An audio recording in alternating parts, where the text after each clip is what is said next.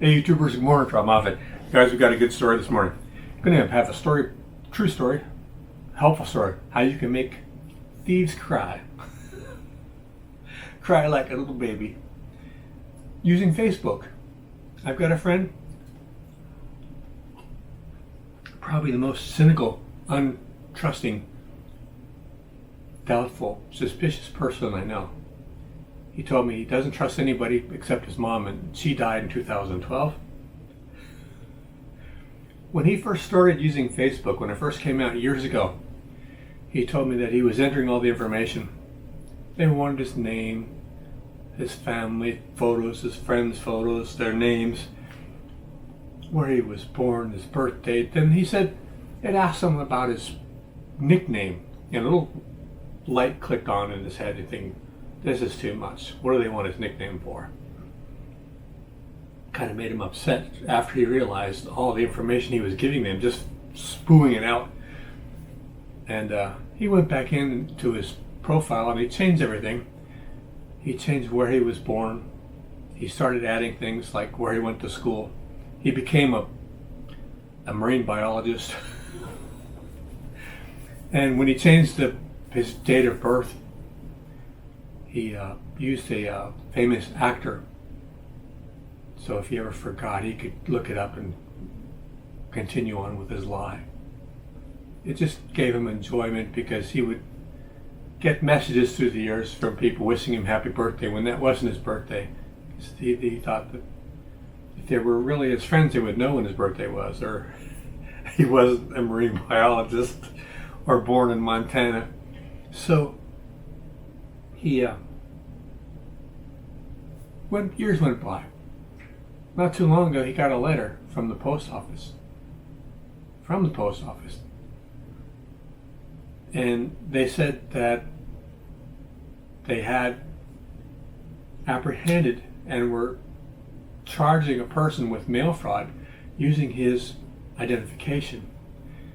That someone had stolen his identity and was committing mail fraud, and they were proceeding with the case and wanted him to be aware. And they gave the name of the person and the date of birth.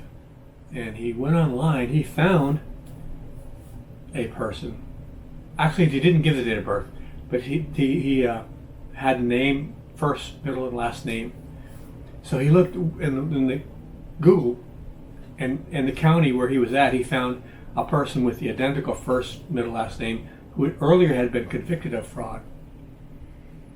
And he looked, it was like a mugshot and with a name, address, and it had the birth date of the person who had committed fraud, and he's thinking it's the same person. And then he looked at the date of birth. It was identical to the birth that he has on his Facebook page, the same date. So he's positive that's the person that committed fraud in the past, had stolen his identity, and the post office had apprehended, because evidently when the person took his identity off of Facebook and was trying to become that person, he didn't have the real birth date. He didn't have the real nickname. So yeah, he's now trying to think of a good nickname for a person in prison so he can add it to his Facebook profile. Pookie. Here, Pookie. So if you have any extra time today and you have a Facebook profile, it might be to your benefit to go in and make some changes. And I always wanted to be a marine biologist. So I think that would be something good to do for everybody. Just go into Facebook and just change everything. Just change everything. Whatever date you want it to be, whatever year you want it to be, wherever you want it to be from, whatever you want to do, or what school you wanted to go to. Or you could even upload some photographs of friends you never had. I would start doing that. And we may get a few more fraudsters and crooks and thieves.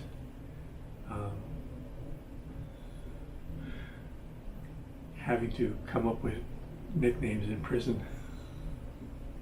It was a wonderful story. It made me happy. It warmed the cockles of my heart. It was, you don't often get stories where we get to fight back and dope slap these people that are always trying to steal our identity and make our lives miserable. So yeah, it was one for us. All right, guys, take care. See you out there. Say a little Pookie for me.